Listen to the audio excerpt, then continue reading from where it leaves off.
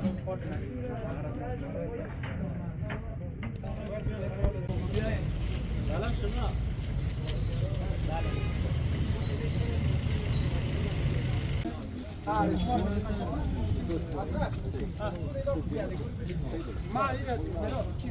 ریاست لخوا په 15 ولسوالۍ کې لکه قرهباغ، اندړ، مفور، نوه جومري ولسوالۍ بزګرانو ته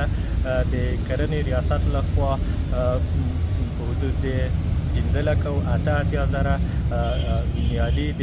هنګ او 10 قلمه وسایل توزیع کیږي چې بودیجه یې د په حدود د 2,200,000 افغانۍ دي چې د کرنې وزارت لخوا کرنې ریاست کوشش کوي چې د بزګرانو لپاره د بدیل معیشت بعضې پروګرامونه لکه مخکې چې پروګرامونه آګاهي ترینینګونه دایر شوي وو، اوس غواړي چې د بزګرانو ته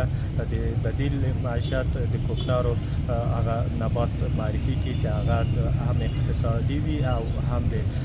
غزني د ولایت د اقلیم او هوا سره هم تطابق ولري.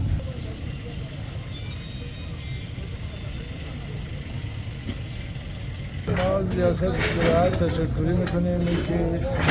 این کشت هنگ را برای ما برای اولین باره که برای ما توزیع میشه و راهنمایی کرده با ما. البته سمینارهای داشتیم که توزیع کردن، صحبت کردن با ما. دا اوبه کمې غواړي، په دې باندې ډېره ګټه رسوي. سنجه ډېره کمه غواړي ځکه چې اوس د اوبو سطحه کمه ده، خلک اوبه نه لري، د اوبو له کموالي سره مخامخ دي. یو خو دا ښه بدیل ده او بل دا د مخدره موادو مخنیوونکي بدیل ده، دا ښه بدیل ده. او بل دا خلک چې دي تر اوسه دا خاص کومکونه نه وسوي، اوس پیله موږ د دې زراعت ډېر خوشحاله شو، له موږ سره د همکاري وکړله په دې برخه کې د زراعت له موږ سره همکاري وکړو، غواړو چې نورې همکاري هم راسره وکوي.